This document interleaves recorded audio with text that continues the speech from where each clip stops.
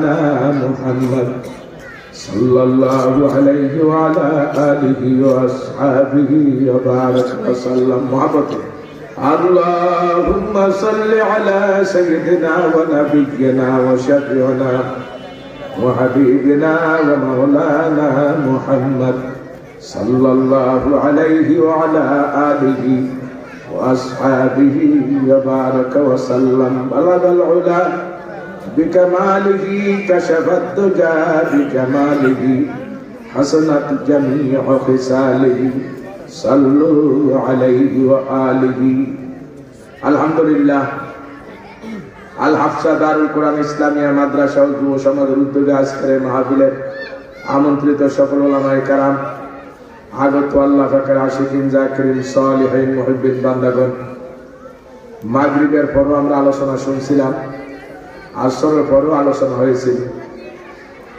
এই সময় ইনশাআল্লাহ আমরা এই পর্যন্ত আল্লাহ আমাদেরকে ধৈর্যের সাথে বসার তৌফিক দিলেন। আমরা বসতে পেরে আবার শুকরাতান সবাই বলি আলহামদুলিল্লাহ। আল্লাহ বলেন লা ইন শাকারতুম লা আযীদান্নাকুম ওয়া লা ইন কাফারতুম ইন্না আযাবী লাশাদীদ। নিয়ামত পাওয়া যারা শুকরগুজারি করে আল্লাহ নিয়ামত বহুগুণ বাড়ায় দেয়, আর নিয়ামত পাওয়া যারা নাশুকরি করে আল্লাহ নিয়ামত ছিনিয়ে নেয়। শুধু তাই নয়, ইন্না আযাবী লাশাদীদ বলা হয়েছে, নিশ্চয় তাদের জন্য কঠিন শাস্তির ব্যবস্থা রয়েছে। আল্লাহ সেই কঠিন আযাব থেকে আমাদের সবাইকে মুক্তি দান করে আমিন।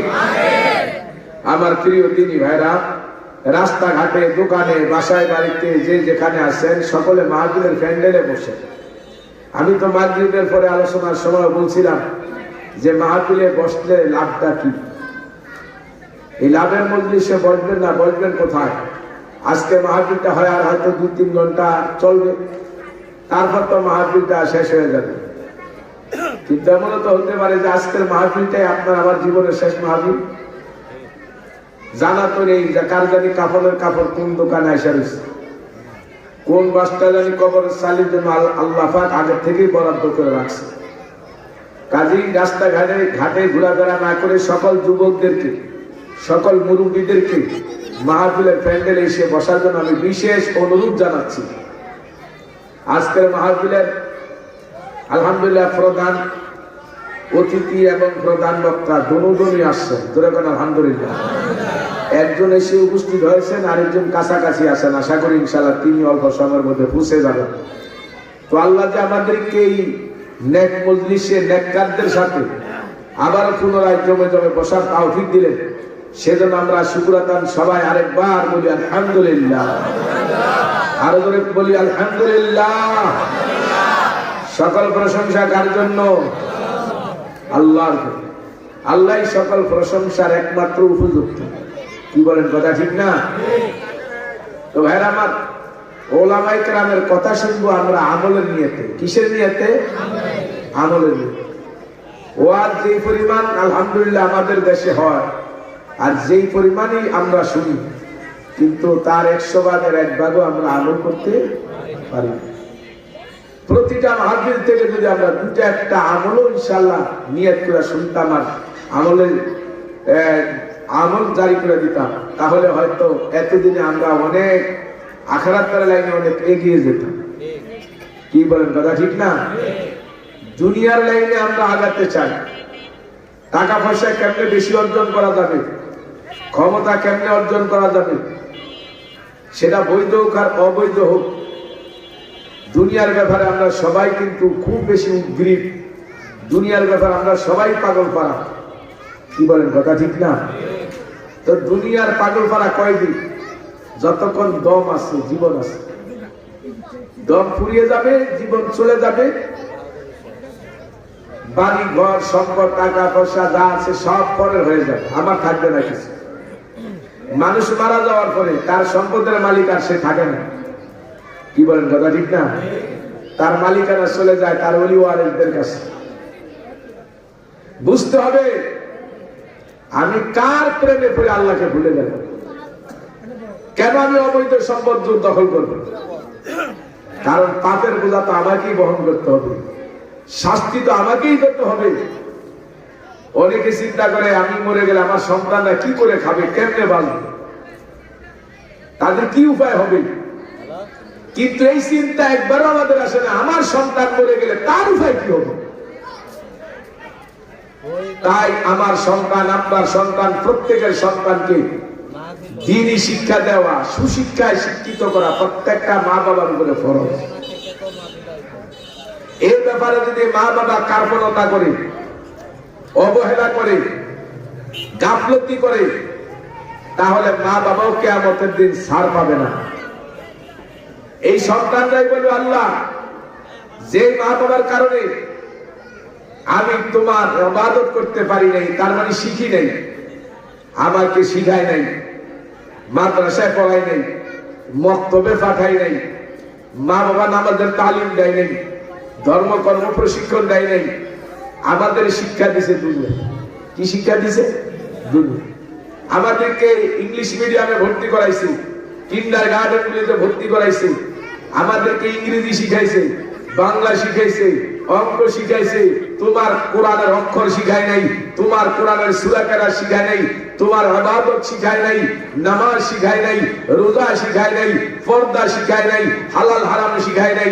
যেই কারণে আজকে আমরা জাহান্নামের আসামি হয়েছি। ওই মা বাবাকে আমাদের কাছে এনে দাও, ওদেরকে আমাদের পায়ে নিচে এনে দাও, আমরা আগে ওদেরকে পারিয়া নেই, ফিসিয়া নেই, তারপরে তোমার জাহান্নামে দিও। আমরা কি চাই? এটা চাই কেউ? না চাইলে আমাদের সন্তানগুলিকে মানুষের মতো মানুষ বানাতে হবে। আর মানুষ বানানোর ফ্যাক্টরি, কারখানা হইল মাদ্রাসা।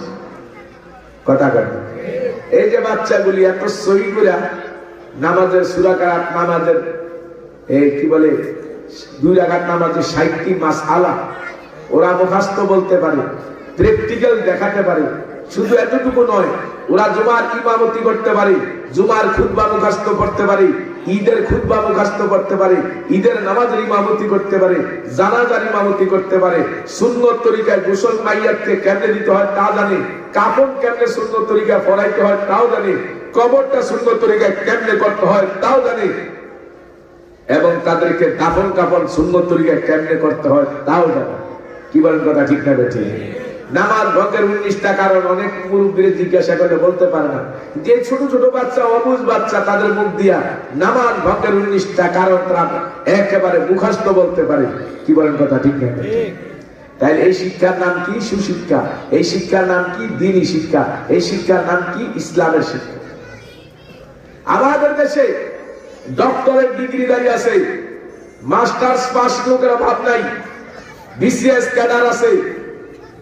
আমাদের দেশে আধুনিক শিক্ষায় শিক্ষিত, পাশ্চাত্য শিক্ষায় শিক্ষিত লোকের অভাব নাই, কিন্তু দ্বীনি শিক্ষার অভাব। বাংলাদেশে যারা নাস্তিক হয়েছে, যারা ধর্ম বিরোধিতা করে, যারা ইসলামের বিরোধিতা করে, যারা আলেম ওলামার বিরোধিতা করে, যারা কোরআন সুন্নাহর বিরোধিতা করে, এরা কেউ মূর্খ না, এরা সবাই শিক্ষিত। কিন্তু যেই শিক্ষা তারা পেয়েছে, সেই শিক্ষা সুশিক্ষা না আসলে জাগতিক পাশ্চাত্য শিক্ষা। আমি কুশিক্ষা বলবো না, তবে এতটুকু বলবো, যে শিক্ষায় আল্লাহর সাথে সম্পর্ক গড়ায় না, যেই শিক্ষায় তার সৃষ্টিকর্তারে চিনে না, যেই শিক্ষায় মানুষ তার পরকাল ভুলে যায়, সেই শিক্ষা শিক্ষা নয়। কি বলেন? কথা ঠিক কি?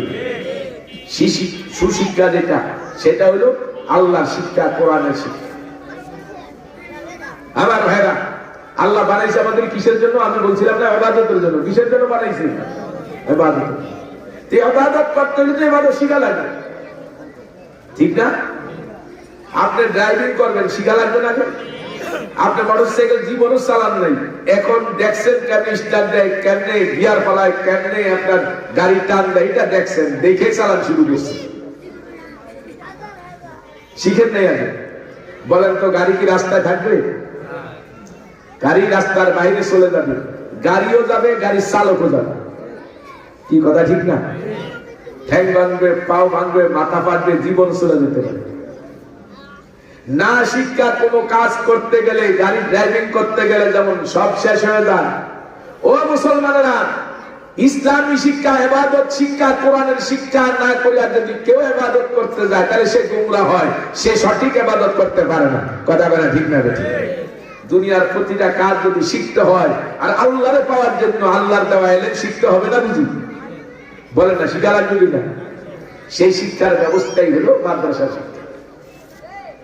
যদি আমাদের দেশের একদল আধুনিক শিক্ষিতরা মাদ্রাসা শিক্ষাকে শিক্ষা মনে করে না, আর এই শিক্ষার প্রতি তাদের কোনো গুরুত্ব নাই, এই শিক্ষার প্রতি তাদের কোনো এটা যে শিক্ষা এটাই তারা মনে করে না, অথচ তারা গরু আমাদের দেশের দাঁড়িয়ে প্রসাব করে, ওরাও দাঁড়িয়ে প্রসাব করে, আমাদের দেশের গরু ছাগলের নামাজ রোজা নাই, ওদেরও নামাজ রোজা নাই, আমাদের দেশের গরু ছাগলের চরিত্র যা, ওদের চরিত্র তা।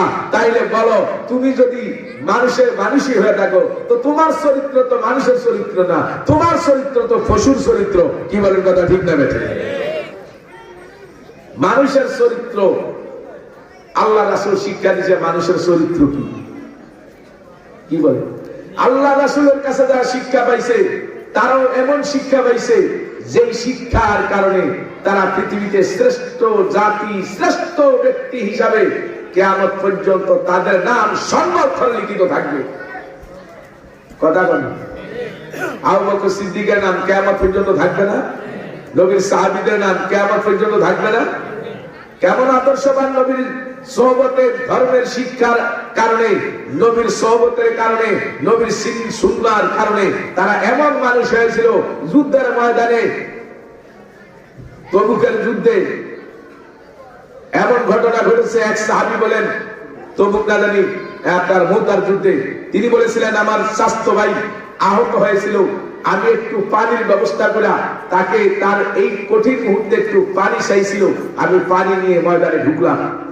যখন তার হাতে পানি দিছি, সে পানি পান করবে, এমন সময় একটু দূরে একটা লোক বলতে আছে, আহ পানি। সেও আহত, সেও অন্তিম কালে মৃত্যু সজ্জায়, সেও পানির জন্য আহ করতেছে। আমার স্বাস্থ্য ভাই নিজের জীবন যায় যায় অবস্থা নিজে পানি পান না করে আমাকে ইশারা করে বলল, আমার সে ওই ভাইয়ের বেশি দরকার, তার কাছে পানিটা নিয়ে যায়। আমি ওই ব্যক্তির কাছে পানি যখন নিয়ে গেলাম, সেই লোকটাও পানি পান করবে, এমন মুহূর্তে আরেকটু দূরে আর একটা লোক পানির জন্য কাতরাইতেছে। ওই দ্বিতীয় ব্যক্তি পানি পান না করে আমার ইশারা করে গেল, আমার ওই ভাইয়ের কাছে নিয়ে যাও। আমি তৃতীয় জনের কাছে যে দেখি সে পানি পান করার আগেই দুনিয়ার থেকে বিদায় হয়ে গেছে। আসলাম দ্বিতীয় জনের কাছে, আয়সা দেখি সেও দুনিয়াতে নাই, সেও দুনিয়া থেকে শহীদ হয়ে গেছে। আসলাম আমার স্বাস্থ্য ভাইয়ের কাছে, আয়সা দেখি আমার স্বাস্থ্য ভাই দুনিয়াতে নেই, সেও শহীদ হয়ে গেছে। মৃত্যুর শয্যা যারা নিজের প্রয়োজনের চেয়ে, নিজের প্রয়োজনের চেয়ে অন্য ভাইয়ের প্রয়োজনের গুরুত্ব দিয়েছে, তাদের মতো সৎ মানুষ, তাদের মতো আদর্শ মানুষ, তাদের মতো ভালো মানুষ পৃথিবীতে কিয়ামত পর্যন্ত আশা করা মুশকিল। কে বলেন কথা ঠিক না বেঠে? সেই শিক্ষা ইসলামের শিক্ষা। আমার ভাইরা, আল্লাহ আমাদের সৃষ্টি করছেন ইবাদতের জন্য। মুসলমানের সব কাজ ইবাদত, পায়খানা প্রস্রাব করা ইবাদত, দোকানদারি করা, ব্যবসা বাণিজ্য করা ইবাদত, চাকরি করা ইবাদত, খেত খামার করা ইবাদত, ঘুমানো ইবাদত, সজাগ ইবাদত, সব ইবাদত। শর্ত হইল আল্লাহর হুকুম নবীর তরিকা মতো হইলে ইবাদত হবে। কার হুকুম? যারা বলেন কার হুকুম? আল্লাহর হুকুম নবীর তরিকা মতো হইলে সেটা ইবাদত হবে। আর ইবাদতের বিনিময়ে আল্লাহ জান্নাত দিবে। আল্লাহকে আমার বান্দা বান্দি, আমার কোন সন্তান নাই, আমার কোন ছেলে মেয়ে নাই, মা বাবা নাই, লাম ইয়ালিদু ওয়া লাম ইউলাদ, আমি কারো থেকে জন্ম নেইও নাই, আমি কাউকে জন্ম দেও নাই। তোমরাই একমাত্র আমার সৃষ্টির সেরা, তোমরাই একমাত্র আমার আপন, তোমরাই আমার কাছে। আমার জান্নাত তোমাদের জন্য বানাইছি, আমার জান্নাত আর কারোর জন্য বানাই নাই। কিন্তু এই জান্নাতটা অর্জন করার জায়গাটা হলো দুনিয়া। এই জন্য দুনিয়ার যত ওলিয়া উলিয়া, যত সাহাবা, যত নবী দুনিয়াতে আসছিলেন, সবাই আখিরাত কামার জন্য ব্যস্ত ছিলেন। দুনিয়া পিছনে রাখছেন, আখিরাত সামনে রাখছেন। আখিরাতকে সামনে রাখতে যায়া দুনিয়ার ক্ষতি হইলে আফসোস থাকতো না, কিন্তু আখিরাতের ক্ষতি তারা কখনো মাইনা নিতে পারে না। কোন সাহাবীর যদি জামাত ছুটে দিত, জামাত তো না, তকবীরুল্লাহ, তকবীরুল্লাহ যদি ছুটে যাইতো তার জন্য 3 দিন পর্যন্ত কান্না থামতো না। 3 দিন পর্যন্ত কি থামতো না? কান্না। আর যদি জামাত কাজা হয়ে যাইত 1 সপ্তাহ 1 মাস পর্যন্ত তারা কান্দতেন আর আফসোস করতেন, আরে আমার জামাত ছুটিয়ে গেছে, এই জন্য তারা পেরেশান থাকতো। আর আজকে আমরা নামাজ ছাড়িয়ে দেই, আমাদের কোনো আফসোস লাগে না। কি বলেন কথা ঠিক কিনা? যার নামাজ যত সুন্দর, সব আমল তার সুন্দর, কিয়ামতের ময়দানে সর্বপ্রথম হিসাব হবে নামাজের। নবীজি বলে ক্বালান নবী সাল্লাল্লাহু আলাইহি ওয়াসাল্লাম আউয়ালু মা ইউহাসাবু বিহিল আবদু ইয়াউমাল কিয়ামাতিস সালাহ। কিয়ামতের ময়দানে সর্বপ্রথম কিসের হিসাব হবে? যে নামাজের হিসাবে পাস করবে, সকল হিসাব আল্লাহ তার থেকে সহজ করে দেন। জিকির করেন লা ইলাহা ইল্লাল্লাহ, জোরে করে জিকির করেন লা ইলাহা ইল্লাল্লাহ, লা ইলাহা ইল্লাল্লাহ, লা ইলাহা ইল্লাল্লাহ, লা ইলাহা ইল্লাল্লাহ, লা ইলাহা ইল্লাল্লাহ মুহাম্মাদুর রাসূলুল্লাহ সাল্লাল্লাহু আলাইহি ওয়াসাল্লাম। যুবকদের আয়োজনে মাহফিল, মাদ্রাসা তো আসি, কিন্তু আমার এই এলাকায় এত ঘনবসতি, এই এলাকার যুবকরা মুসলমানরা বসলে তো মাঠে জায়গা হওয়ার কথা না। কি কথা ঠিক না বেঠিক? এখন মাহফিলের লোক বেশি না বাইরে লোক বেশি? বাইরে লোক বেশি। ফেরেশতাদের দোয়া, আল্লাহর রহমত মাহফিলে বসলে না বাইরে থাকলে? খানার ফেলে দূরে রাখলে খাওয়ানো যায় না, হাতের নাগালে রাখতে হয়।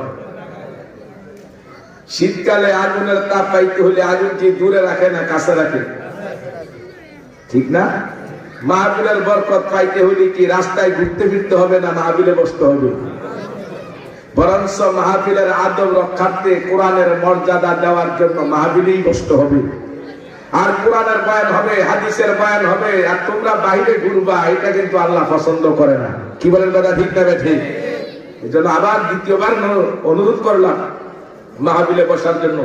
ওলামায়ে কেরাম যাদেরকে দাওয়াত দেওয়া হয়েছে, এদেরকে বছরের 1 বছর আগে দাওয়াত দিতে হয়, না দিলে পাওয়া যায় না। কথা কয় না ঠিক না ঠিক? তারা এত দূর দূরান্ত থেকে এত কষ্ট স্বীকার করে আজকের মাহফিলে আসছে। পুরা মাঠটা যদি হাউসফুল না হয়, লোকে যদি ভরপুর না হয়, তাহলে তাদের মনে কষ্ট যাবে কি যাবে না?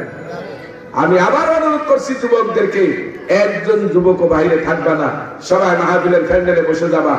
যারা স্বেচ্ছাসেবকের দায়িত্ব পালন করো, তোমরা নিজেরাও বসে যাও, অন্যদেরকে দাওয়াত দাও, বলো তাদেরকে মাঠে বসাও, তোমরাও বসো।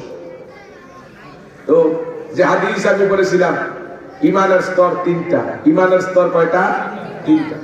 রাসূলুল্লাহ সাল্লাল্লাহু আলাইহি ওয়াসাল্লাম বলেন, 1 নাম্বার ইমানের স্তর হলো মান রাআ মিনকুম মুনকারান ফালিয়ুগাইয়ির বিয়াদিহি ফাইল্লাম ইস্তাতি'উ বিলিসানি ফাইল্লাম ইস্তাতি'উ বিকলবি ওয়া যালিকা আদআফুল ঈমান। ইমানের স্তর 3টা। 1 নাম্বার ইমানের স্তর হলো কোন অন্যায় দেখলে, কোন পাপাচারী দেখলে, কোন খারাপ কাজ দেখলে সেটা তার শক্তি দিয়া পরিবর্তন করতে হবে ভালো কিছু করিয়া। গান বাজনা চলতেছে, যাত্রা চলতেছে, এটা ভেঙে দিয়ে ওয়াজের মাহফিল, তাফসীর মাহফিল দিয়ে দিতে হবে। আমি কি বুঝাইতে পারতেছি? এটা আমার কথা না, নবীজির কথা। মধ্যপন্থার ইমান। ইমানের দ্বিতীয় স্তর হলো কোন অন্যায় কাজ দেখলে তোমার শক্তি দিয়া যদি পরিবর্তন না করো, মুখ দিয়া এমন বলাই বলো যেন এটা পরিবর্তন হয়ে যায়, সেই কাজটা করে ওলামায়ে কেরাম। কি কথা ঠিক না? 3 নাম্বার ইমানের স্তর, যার পরে ইমানের কোন স্তর নাই, সেটা হলো মনে মনে ওই পাপকে ঘৃণা করো, আর এই পাপ থেকে পাপীকে কেমনে বাঁচানো যায় তার জন্য পরিকল্পনা করো। চলো ভাই, পরিকল্পনা করো। তাহলে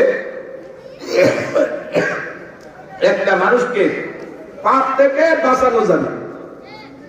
আমার ভাইরা, তাহলে এই দায়িত্ব আমাদের আছে না নাই? ইমানের স্তর কয়টা? কেউ যদি অন্যায়কে অন্যায় মনে না করি আর সেটার থেকে অন্তত পরিকল্পনা না করে কেমনে পাপ থেকে মানুষকে বাঁচানো যায়, তাহলে সে কিয়ামতের ময়দানে বিপদগামী হবে, মুসিবতে হবে। তাহলে পরে ইমানের স্তর কয়টা? ভালো করে মুখস্থ করে। তিনটা। এক নাম্বার কি?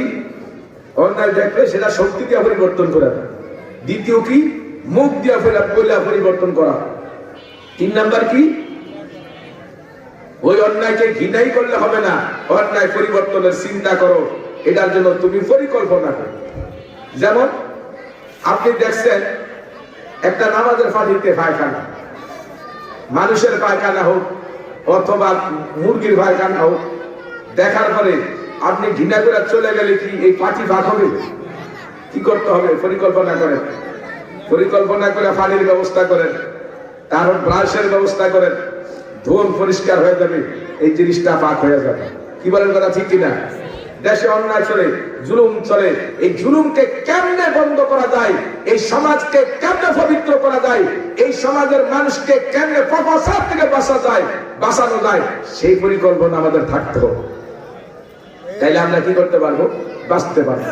আজকের মাহফিলটা ঠিক এই জন্য করা হয়েছে, এই সমাজকে, এই যুবকের নারী পুরুষকে কেমনে গুনাহ থেকে বাঁচানো যায় তার উদ্দেশ্যেই। কি বলেন কথা ঠিক না ঠিক? কিয়ামতের ময়দানে জায়গা তো দুইটা, একটা আল্লাহর আরশের নিচে আর একটা সূর্যের নিচে। কোথায় বলেন তো? একটা আরশের নিচে জায়গা হাসরের ময়দানে, আর একটা জায়গা কোথায়? সূর্যের নিচে। সূর্যটা পৃথিবীর থেকে 13 লক্ষ গুণ বড়। সূর্যটা দূরত্ব পৃথিবীর থেকে 9 কোটি 30 লক্ষ মাইল। কত মাইল ভাই? বলে এটা পাইলেন কই? এটা বৈজ্ঞানিকদের গবেষণা। তাদের কথা সত্য হতে পারে, মিথ্যা হতে পারে, কিন্তু শব্দ যদি ধরি তবুও তো 9 কোটি 30 লক্ষ মাইল ধারে ধারে কথা না। এত করে সূর্য, সূর্যের মুখ উপরের দিকে দেওয়া, আর সূর্যের কি বলে ফিট বা নিচটা যেটা নিচের দিকে, একটা প্লেটের উপরে আর তলাটা নিচে, সূর্যটার মুখ উপরে। বুঝেন নাই কথা? ওই সূর্যের তাপ দুনিয়াতে সহ্য করতে পারি না গরমের মৌসুমে। দুনিয়াতে পানি আছে, বাতাস আছে, গাছগাছালি আছে, মাটি আছে, এরপরে সূর্যের তাপ সহ্য করতে পারে। নবীজি বলেন কিয়ামতের ময়দানে সূর্যটা মানুষের গুনাহগারদের এক হাত সোয়াত উপরে আসিয়া যাবে, আর সূর্যের মুখটা নিচের দিকে ঘুরে দেওয়া হবে, উল্টা পিঠটা উপরের দিকে চলে যাবে। 70,000 ফেরেশতার বরফ ছিটানো বন্ধ হয়ে যাবে। আল্লাহ হুকুম করবে, সূর্য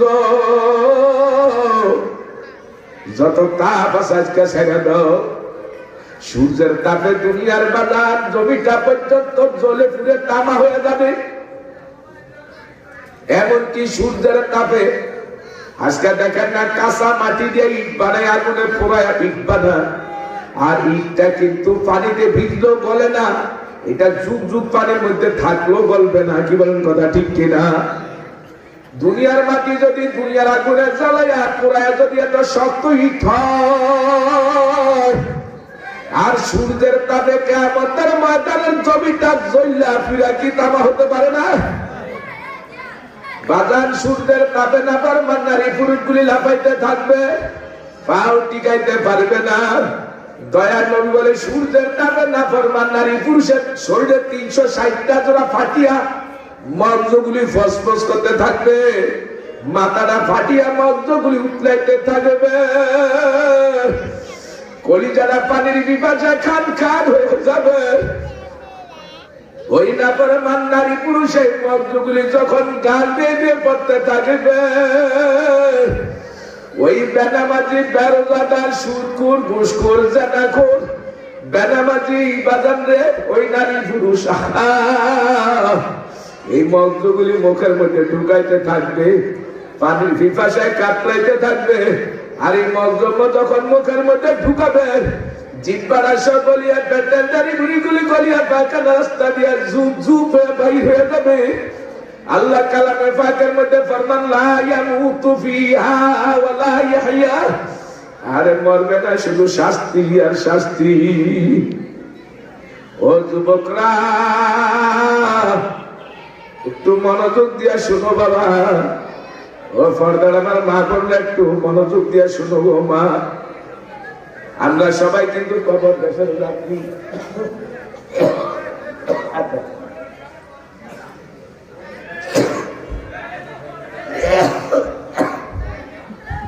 এখানে আশেপাশে আওয়াজ হয় কেন?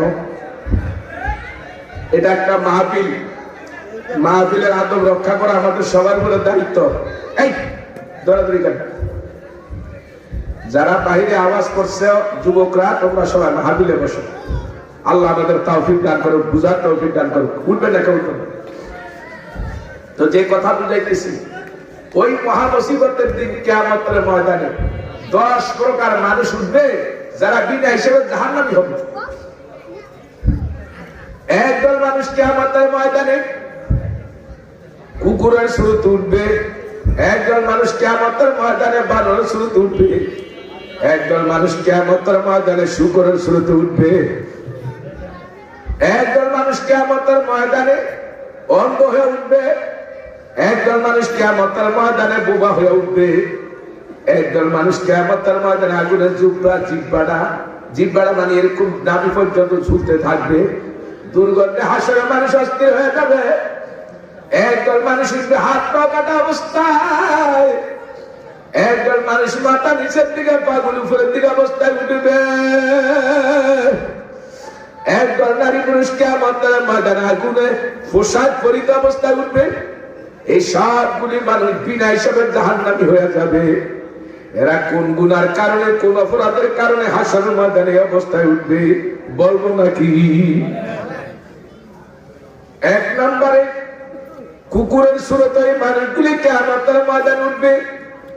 ইমাম গাজ্জালী রাহমাতুল্লাহ লেখেন, যাদের মধ্যে 2টা দোষ, অতি লোভ আর অতি হিংসা। লোভের কারণে বাদাম জায়েজ না জায়েজের তোয়াক্কা করে না, হারাম হালালের তোয়াক্কা করে না, বৈধ অবৈধ চিন্তা করে না, এমন মানুষ দুনিয়াতে আছে না নাই? কোটি কোটি টাকার মালিক, এরপরেও কিন্তু রাষ্ট্রের সম্পদ চুরি করে, জনগণের টাকা চুরি করে, ওরে তারা দুইটা খালি টাকা টাকা নিয়ে ব্যস্ত থাকে। কথা কথা ঠিক কিনা? আবার বলে আমার 2 কোটি টাকা দে, তোর অসুবিধা নেই, তোরে বাসায় দিব, তোর বিপদ নাই। আমার 50 লাখ টাকা দে, যদি বাঁচতে চাস দে, আমার 20 লাখ টাকা দে, বাঁচতে চাস। এটা কি বৈধ না অবৈধ? জোরে কর। এই অবৈধ রুজি আমাদের দেশে হয় না হয়? আমার বন্ধুরা, যারা দুনিয়াতে কুকুরের চরিত্র, কুকুরে যত ভালো খাবার দিবেন পায়খানা পাইলেও দেখবেন ছাড়ে না। কথা বলে ঠিক না? ঠিক। কুকুরে যত ভালো খাবার দিবেন দেখবেন পায়খানা পাইলেও ছাড়ে না। দুনিয়াতে একদল মানুষ যত টাকা পয়সা থাকুক তারপরেও হারামখুরি ছাড়ে না, অন্যের সম্পদ লুটপাট ছাড়ে না। তার জায়গার অভাব নাই, টাকার অভাব নাই, ধন সম্পদের অভাব নাই, এরপরও দেখবেন আরেকজনের তা দখল করার জন্য ব্যস্ত থাকে। আর যত ভেজেল্লা সম্পদ নিজে দখল করে। কথা না ঠিক কিনা? ও কপাল পুরাণ বলেরা ভালো করে মনে রাখো, নবীজি বলেছেন, ক্বালা নবী সাল্লাল্লাহু আলাইহি ওয়াসাল্লাম, মান আখাযা শিবরান মিনাল আরদি যুলমান ফাইন্নাহু ইউতাওয়াকুহু ইয়াওমাল কিয়ামাতি মিন সাবঈ আরদি। কেউ যদি কারো 1 বিঘা জমি দুনিয়াতে জোর দখল করে খায়, কিয়ামতের দিন 7 তবক জমিন আল্লাহ গলার মধ্যে ঝুলাইয়া দিবে। কতটুকু খাইছে জোর করে? 1 বিঘা। 1 বিঘার জন্য 7 তবক জমি আল্লাহ গলার মধ্যে ঝুলাইয়া। ও আমার বন্ধুরা, তো কুকুরের মধ্যে যে 2টা দোষ, 1 নাম্বার হলো লোভ। লোভ, ওই যে পায়খানা এত খারাপ জিনিস, সেটাও কিন্তু ছাড়ে না।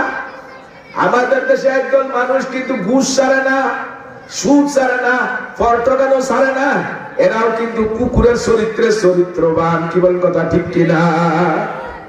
আর হিংসার কারণে সে নিজেই সব ভোগ করতে চায়, দখল করতে চায়, অন্য কাউকে এমনকি দেখবেন এটা রাজনৈতিক নেতাদের মধ্যেই বেশি। নিজের দলের নেতা একজন আরেকজনের মাইরা ফেলায়, কথা বলে ঠিক না ঠিক? আমাদের মধ্যে একজন আরেকজনের ভালো আমরা পছন্দ করি না। হিংসা আমাদেরকে ধ্বংস করে দিতে আছে। বাজার আজকে ভাই ভাইয়ের মধ্যে হিংসা, বন্ধু বন্ধুর মধ্যে হিংসা, এক ব্যবসায়ী আরেক ব্যবসায়ীর সাথে হিংসা। এমনকি এমন কোন মানুষ দেখি না যে হিংসা করে না, কি বলেন কথা ঠিক কিনা? অথচ রাসূল সাল্লাল্লাহু আলাইহি ওয়াসাল্লাম বলেন, আল হাসাদু ইয়াকুলুল হাসানাতি কামা তাকুলুন নারুল হাতাব। শক্ত কাঠের মধ্যে আগুন লাগাইলে এই কাঠটার আগুনে যেমন জ্বালিয়ে ছাই করে দেয়, যার মধ্যে হিংসা থাকবে তার নেক আমলগুলি জ্বলিয়ে ছাই হয়ে যাবে। এই জন্য হিংসা করা যাবে না। অন্যের ভালো দেখলে আমার মধ্যে হিংসা আসার দরকার নাই, বরং হিংসা এলে আমি বলবো লা হাওলা ওয়ালা কুওয়াতা ইল্লা বিল্লাহ। আল্লাহ তুমি আমার যে অবস্থা রাখছো আমি খুশি।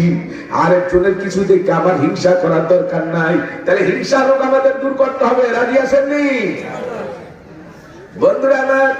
যাদের মধ্যে হিংসার রূপ বেশি থাকবে তারা কিয়ামতের ময়দানে কুকুরের সুদ উঠবে, বিনা হিসাবে জাহান্নামী। একদল মানুষ কিয়ামতের ময়দানে শুকুরের সুদ উঠবে, যারা বাজার সুদ খায়, সুদ দেয়। আমাদের সমাজে সুদ আছে না নাই? ঘরে ঘরে সুদ নেই। এনজিওরা, গ্রামীণ ব্যাংক, ব্রাক ব্যাংক, এরা আমাদের দেশটার দখল করে ফেলাইছে, কথা বলে ঠিক না ঠিক? প্রতিটা ঘরে ঘরে আপনাদের এলাকায় আছে, আছে না নাই? আর আল্লাহ কোরআনে বলছে হালাল্লাহুল বাইআ ওয়া হারামা রিবা, ব্যবসা তোমাদের জন্য হালাল, সুদ তোমাদের জন্য হারাম। নবীজি বলেছেন সুদের গুনাহ 70 প্রকার, তার মধ্যে সবচেয়ে নিচের গুনাহ হলো আপন বারে বিয়ে করা। দুনিয়ার কোন ধর্মের মানুষেরাই বারে বিয়ে করে না, কারণ সবার কাছে এটা অবৈধ, কথা বলে ঠিক না ঠিক? ইসলামে তো হারামের উপরে হারাম, অথচ আজকে মুসলমানের ঘরে ঘরে সুদ আছে না না? ও আমার মা বোনেরা, আজকে গ্রামীণ ব্যাংকের সাথে তোমরা জড়িত, আশা সমিতির সাথে তোমরা জড়িত, এরকম ভাবে বিভিন্ন সুদভিত্তিক সমিতিগুলির সাথে জড়িত। মাগো কিয়ামতের ময়দানে কুরআনুল কারীমে সূরা বাকারা আল্লাহ বলেন আল্লাযীনা ইয়াকুলুনা রিবা লা ইয়াকুমুনা ইল্লা কামা ইয়াকুমুল্লাযী ইয়াতাখাব্বাতুহু শাইতান। আল্লাহ পাক রব্বুল আলামিন কুরআনুল কারীমে বলেন কিয়ামতের ময়দানে সুদখোর নারী পুরুষ এমন অবস্থায় উঠবে, শয়তানে মানুষকে আসর করলে যেমন মাতাল মাতাল পাগল, এমন অবস্থায় কিয়ামতের ময়দানে উঠবে। সবাই করে নাউযুবিল্লাহি মিনাল। মাগো ইমাম গাজ্জালী বলেন কিয়ামতের ময়দানে শুকররা শুকরের চেহারা উঠবে, কারণ দুনিয়াতে সবচেয়ে নিকৃষ্ট প্রাণী শুকর। শুকর দেখলে আমরা ঘৃণা করি, দূরে দূরে হাঁটি। ফুরান বাজার শুকর আছে না নাই? ওই যে সুইপাররা পালে, কথা বলেন ঠিক না বেঠি? এখন অনেকেই পালে না, কারণ পরিবেশ নাই। আগে যেরকম জায়গা ছিল এখন ওই জায়গা নাই, কথা বলে ঠিক না বেঠি? কিন্তু শুকর দেখলে আমরা সবাই ঘৃণা করি, নাকে মুখে কাপড় দিয়ে আমরা পার হয়ে যাই, কথা বলে ঠিক না বেঠি? কিয়ামতের ময়দানে শুকর নারী পুরুষের এমন মিশ্রিত চেহারা উঠবে। ও আমার মা বোনেরা, জীবন গেল সুদের কাছে যাও না, জীবন গেল সুদের লেনদেনে যাও না। নবীজি বলছেন 70 প্রকার গুনার ছোট গুনাহ হইল আপন মানে বিয়ে করার গুনাহ। সবাই কর নাউযুবিল্লাহ। তাহলে বড় গুনাহগুলি কত মারাত্মক, বড় গুনাহগুলি কত ভয়ানক। আর 3 নম্বরে কিয়ামতের ময়দানে একদল মানুষ বানর সুদ উঠবে, যারা মানুষের মধ্যে ঝগড়া লাগিয়ে রাখে, যারা মীমাংসা হইতে দেয় না। আমাদের সমাজে কিছু বাজার সমাজের দরবারি আছে, নেতা আছে, এরা দোনো দিক থেকে ঘুষ খায়, কথা বলা ঠিক কিনা? এরা মানুষের মধ্যে ঝগড়া লাগিয়ে রাখে, মীমাংসাতে দেয় না, কারণ ঝগড়া লাগলে তাদের ইনকাম ভালো, রুজি ভালো, কথা বলা ঠিক না বেঠি? ও কাবালগুনা, আল্লাহ রাসূল বলছেন আর রাশিয়াল মুরতাশিয়া ওয়া রাশিয়ানিল্লাযী ইয়ামশি বাইনাহুমা যারা দুনিয়াতে ঘুষ খায় আর যারা ঘুষ দেয় আর মাঝখানে যারা দালালি করে, নবী লানত করছে, লানা রাসূলুল্লাহ সাল্লাল্লাহু আলাইহি ওয়াসাল্লাম, নবী লানত করছে, আল্লাহ পাকের লানত অভিশাপ এদের উপরে, যারা ঘুষ খায় আর যারা ঘুষ দেয়। আসেনি দেশে ঘুষ? কত মানুষ আছে বাজার বিভিন্ন অফিসে চাকরি করে, ঘুষের টাকা না পাওয়া পর্যন্ত ফাইল ধরো না, কাজও করে না, এই ফাইল ছাড়ো না, কথা কেনা ঠিক না বেঁচে। তো মাস যায়, বছর যায়, কি স্যার আমার কাজটা একটু করে দেন না স্যার, ফাইল কোথায় আছে দেখেন, এই করতে করতে ঘুরাইতে ঘুরাইতে মানুষের পাগল বানিয়ে সারে, কথা কেনা ঠিক না বেঁচে। তো একজনের বুদ্ধি দিল, ভাই সার্ভে কিন্তু টাকা দেওয়া লাগবে, নাহলে কিন্তু ফাইল আপনার সার্ভে না, ফাইল ওকে হবে না। কি করতে হবে? টাকা দিতে। কত দেওয়া লাগে সার্ভে? 10.5 নিচে খায়, 10 নিচে আসেনি, এমন খবিস আসে না নাই? টাকা 10,000 দিয়ে দিছে, পরের দিন কাজ হয়ে গেছে, পরের দিন আইসে হয়ে যায়, কাজ হয়ে গেছে। 1 বছর 2 বছর ঘুরাইলি, মুখ দিয়া ঘুষের কথা কয় না, তুমি বুঝালো কাজ কেন হয় না, বুঝলেন নাই? আমার বন্ধুরা, এই সমস্ত মানুষগুলি কিয়ামতের ময়দানে বানান শুরু উঠবে, যারা মানুষের মধ্যে ঝগড়া লাগিয়ে রাখে, মীমাংসা হতে দেয় না, কথায় কথায় ঝগড়া লাগিয়ে রাখে, মহিলারাও ঘরের মধ্যে ঝগড়া লাগিয়ে রাখে, পাশের ঘরের সাথে ঝগড়া লাগিয়ে রাখে, ভাই ভাইয়ের সাথে ঝগড়া লাগিয়ে রাখে, তোমার ভাই এটা করছে, তোমার ভাবি এটা করছে, এই কইয়া স্বামীরে খেপায়া দেয়, ভাইয়ে ভাইয়ে বছরে বছর কথা বলে না, কথা কথা ঠিক কিনা?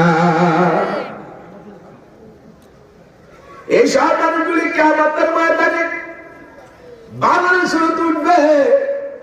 বাজান আমরা পুরান বাজারবাসী দেখবেন, আগে যে বানর ছিল, বানরের কিন্তু দেখছেন অনেকেই এরকম ভাবে একটা রুটি দিলে, একটা খাওয়ান দিলে কিন্তু সে নিয়ে যেত, মাঝে মাঝে কাপড় চোপড় বাইরে রইতে দিলে কাপড় নিয়ে যেত, এরপরে দেখাইতো সিরা বানানো, হাত টানতো সিরা বানানো, তার মানে কি খাওয়ান দে, খানা দে, দিলে কাপড় দিব, আর নয় সিরা বানানো। রুটি দিলে, খাবার দিলে দেখা যায় কাপড়টা নিচে ফালাইয়া দিত, কথা কথা ঠিক কিনা? আমাদের দেশের একটু দরবারি আছে, টাকা ঠিক মতো দিলে দে, না দিলে কিন্তু ফাইলে ফালাই দিব, কথা কথা ঠিক না? এরা বানর মার্কা মানুষ। কিয়ামতের ময়দানে বানর সুরত উঠবে, বিনা হিসাবে জাহান্নামের আসামি হবে। একদল মানুষ কিয়ামতের ময়দানে বোমা হয়ে উঠবে, যারা হক কথা বলে না, স্বার্থ কথা নষ্ট হয়ে যাবে, বন্ধুত্ব নষ্ট হয়ে যাবে। এই দলে হক কথা কয় না, হক সাক্ষী দেয় না, এমন মানুষ সমাজ আছে না? না, কিয়ামতের ময়দানে এরা বোমা হয়ে উঠবে, যারা সবার মতো হক কথা বলে না।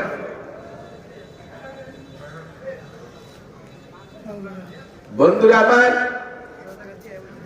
একদল মানুষ কিয়ামতের ময়দানে অন্ধ হয়ে উঠবে, যারা এই সব গুনার কাজে লাগাইছে, ব্লু ফিল্ম দেখে দেখে রাত্র কাটাইছে। কত যুবক রাজকা বাজার অশ্লীল ছবি দেখে দেখে রাত্র কাটায় দেয়, কথা বলা ঠিক কিনা? পর নারী পর পুরুষ এই সব দিয়া যারা আকর্ষণের সাথে তাকাইছে, এই সব যারা গুনার কাজে লাগাইছে, জুয়া খেলার মধ্যে লাগাইছে, তাস খেলার মধ্যে লাগাইছে, এই সব যারা আল্লাহর কুদরতের দিকে তাকায়, আল্লাহর পরিচয় লাভ করে না, আবার আল্লাহর শুকরগুজারি করে না, বাজার এই সব যারা গুনার কাজে লাগাইছে, কিয়ামতের দিন অন্ধ হয়ে উঠবে, বিনা হিসাবে জাহান্নামী। একদল মানুষ কিয়ামতের ময়দানে জিহ্বা নাবিস্তাল পর্যন্ত ঝুলবে, হাসর মাসে অস্থির হয়ে যাবে। এরা কারা? যারা দুনিয়াতে বাজার মদ খাইছে, গাঁজা খাইছে, হিরোইন খাইছে, নেশাখুরি করছে, এই মুখ দিয়া গীবত শেখায়ত করছে, পরদূষ চর্চা করছে। একদল মানুষ আছে না নাই? আলেমের দোষ খোঁজে, আলেমের গালি দেয়, আলেমের বিরুদ্ধে কথা বলে, আলেমেরা এই, আরে আলেম না থাকলে কপাল পোড়া, এই দুনিয়াতে তাবলীগ থাকতো না, পীর মুরিদি থাকতো না, কিছু থাকতো না। আলেমরাই হইল সত্যের রাহাবার কি বলেন কথা ঠিক কিনা? চিল্লা একটা দিছ, দুই চিল্লা দিছ, বড় আলেম হয়ে গেছো? না না, সারা জীবন চিল্লা দিল আলেম যে একটা ফতুয়া দেয় 12 বছর পইরা একটা ফতুয়ার যোগ্যতা অর্জন করতে পারবা না। কথা কথা ঠিক কিনা? তাবলীগ করো তো করো, আলেমদেরকে মাইনা করো, তাবলীগ করো, নিষেধ নাই, তাবলীগ তো করতেই হবে। আলেমদের কাছে দিন শিখো, আলেমদের কাছে যাও, আলেমদেরকে ভালোবাসো। কথা কথা ঠিক কিনা? খারাপ লাগে? আর বলবেন খারাপ লাগে? আমরা আলেমদেরকে ভালোবাসি? আমরা কি আলেমদের পক্ষে আছি? যেরকম পক্ষে আছি? কারা কারা আছি? দিন ইসলাম, দিন ইসলাম, কোরআন হাদিসের আলো, কোরআন সুন্নাহর আলো। আল্লাহ কবুল করুন। কোরআন আমিন। আমার বন্ধুরা, এই জন্য আপনাকে আমাকে বুঝতে হবে, তুমি সাইউসুল শিখছো, একটু বয়ান শিখছো, এই শিকার সুযোগটা কিন্তু আলেমরাই খুলে দিছে। কথা কথা ঠিক না? ঠিক। ইমাম সাহেব বসে রয়েছে, লোকটা সাধারণ মানুষ, খুব তোমারে শিখাইছে সাইউসুল, তুমি একটু কইতে পারবা? তুমি যতদূর শুনছো একটু বলতে পারবা? একটা কোরআনের আয়াতের তাফসীর কিয়ামতের আগে তুমি পারতা না। কথা কথা ঠিক কিনা? তাইলে আলেমদের উপরে টক্কর লাগাও কেন? আলেমদের উপরে কথা বলো কেন? কথা কেন? আমার বন্ধুরা, হাতে পায়ে ধরিয়া বলি, একজন মানুষ কিয়ামতের ময়দানে এই জিহ্বা দিয়ে যারা দুনিয়াতে গীবত শাকাত করছে, পরদূষ চর্চা করছে, এই মুখ দিয়ে মদ খাইছে, গাঁজা খাইছে, হিরোইন খাইছে, আফিম খাইছে, নেশার ট্যাবলেট খেয়ে মাতলামি করছে, এই মানুষগুলির জিহ্বাটা এরকম ঝুলতে থাকবে, নাভির নিচ পর্যন্ত ফসা দুর্গন্ধে হাসরবাসী অস্থির হয়ে যাবে। এই মানুষগুলি বিনা হিসাবে জাহান্নামের আসামি হয়ে যাবে। একবার মানুষ কিয়ামতের ময়দানে হাত পা কাটা অবস্থায় উঠবে, যারা রক্তের আত্মীয় ছিন্ন করে দেয়, বোন ভাগিনার পরিচয় দেয় না, বইনে ওয়ারিসের সম্পদ নিচে দিকে বোনেরা দেখতে পারে না। কথা বলে ঠিক কিনা? আজকাল থেকে একটুগুলোকে আর আমার সম্পর্ক নেই। নবীজি বলেন কিয়ামতের ময়দানে এই মানুষগুলি হাত পা কাটা অবস্থায় উঠবে, যারা নিজের রক্তের আত্মীয়ের পরিচয় দেয় না, আত্মীয়তা ছিন্নকারী। কিয়ামতের ময়দানে তাদের হাত পা ছিন্ন অবস্থায় উঠবে, হাত পা কাটা অবস্থায় উঠবে। নবীজি কয় বিনা হিসাবে জাহান্নামী। একজন মানুষ কিয়ামতের ময়দানে বাজার মাথা নিচের দিকে, পা উপরের দিকে অবস্থায় উঠবে। এই মানুষগুলি যারা দুনিয়াতে অহংকারী, এমন একদল মানুষ আছে অহংকারী করে। কথা কথা নিজের নিজে খুব বড় মনে করে, পণ্ডিত মনে করে, বাহাদুর মনে করে। কথা কথা ঠিক না ব্যাঠি? টাকার গৌরবে অহংকারী করে, শিক্ষার গৌরবে অহংকারী করে, মালের গৌরবে অহংকারী করে, ক্ষমতার গৌরবে অহংকারী করে। যারা দুনিয়াতে অহংকারী হবে, অহংকারী করবে, কিয়ামতের ময়দানে মাথা নিচের দিকে, পা গুলো উপরের দিকে অবস্থায় উঠবে। ফেরেশতাকে নিজেই ফেরেশতারা লোহার মুকুট দিয়ে পিটা শুরু করে দেবে।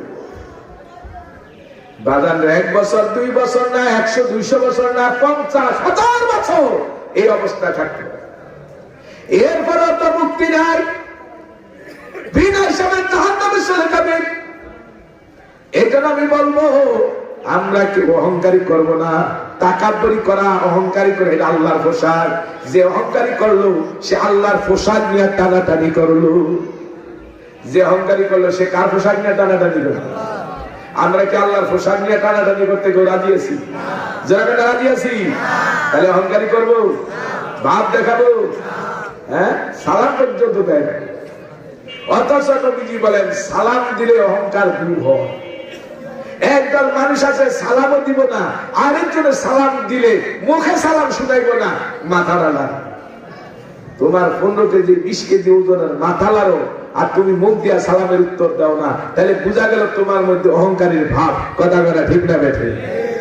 ওই ব্যক্তি সালাম দিছে তোমার জোরে, তুমি উত্তর তার শুনিয়া দাও জোরে। আমার বন্ধুরা, এই জন্য অহংকারী যারা কিয়ামতের ময়দানে মাথা নিচের দিকে, পা গুলো উপরের দিকে অবস্থায় উঠবে, বিনা হিসাবে জাহান্নামের আসামি হয়ে যাবে।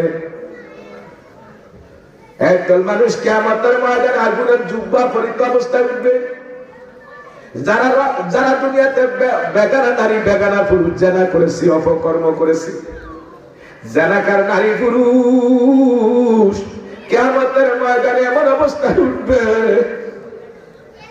ও আমার মা জননী, একটু ভালো করে শুনো মা, আল্লাহ রাসূল বলেছেন গুনাহ থেকে বিরত থাকিয়া যদি মহিলারা 4টা কাজ করতে পারে, কিয়ামতের দিন 8টা জান্নাতের দরজা তাদের জন্য খুলে দেওয়া হবে। সুবহানাল্লাহ, আল্লাহু আকবার। 1 নম্বর আলমার হাতি যা সাল্লাত কামজা, যে নারীরা 5 ওয়াক্ত নামাজ ঠিকমতো আদায় করবে। 2 নম্বর সাম শাহরা, রমজানের রোজাগুলি ঠিক ভাবে আদায় করবে। 3 নম্বর আহসানাত ফারজাহা, যে নারীরা তাদের সতীত্ব চরিত্র পবিত্র রাখবে, পর্দায় থাকবে। আর নারীরা এখন পর্দায় থাকতে রাজি না, 4 দেয়ালে থাকতে রাজি না। কথা কথা বোরকা যে পরে, তাও এগুলি পর্দার বোরকা না, এগুলি অসভ্য মার্কা বোরকা, বেপর্দা বানায় এমন বোরকা, শরীরের সাথে টাইট ফিট পাতলা কাপড় দিয়ে বানায় আরো আকর্ষণ বাড়ায় দেয়। এটা কি পর্দার বোরকা না বেপর্দার বোরকা? জোরে না, বেপর্দার বোরকা।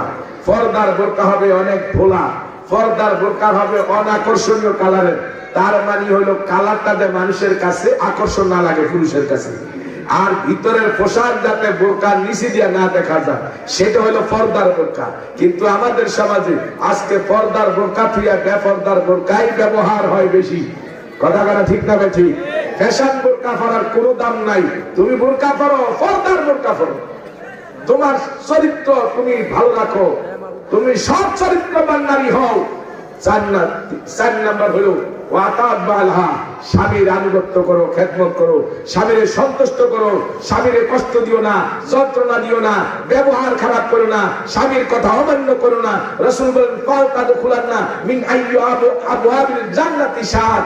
তাদের জন্য, এই নারীদের জন্য এই 4টা গুণ থাকলে তাদের জন্য কিয়ামতের দিন 8টা জান্নাতের দরজাই খোলা থাকবে। যে দরজা দিয়ে ইচ্ছা করে জান্নাতে প্রবেশ করতে পারবে। আমি এই এলাকার মা বোনদেরকে বলবো, আপনারা এই 4টা কথা মানবেন, 5 ওয়াক্ত নামাজের প্রতি যত্নবান হবেন, রমজানের রোজাগুলি ঠিক ভাবে আদায় করবেন, আর বিশেষ করে আপনারা পর্দায় থাকবেন।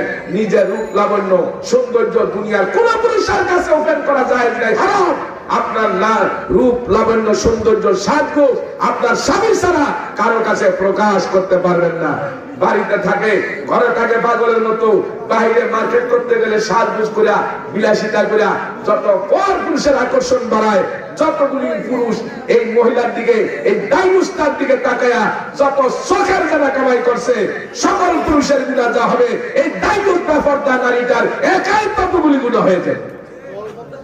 আমি বলবো আমার মা বোনদেরকে, মা এখনো সময় আছে, তওবা করো, এখনো সময় আছে, পর্দা করো, এখনো সময় আছে, স্বামীর সেবা করো, এখনো সময় আছে, শ্বশুর শাশুড়ির খেদমত করো, এখনো সময় আছে, স্বামীর কথার বাইরে কোথাও যাও না, স্বামীর কথা মানো।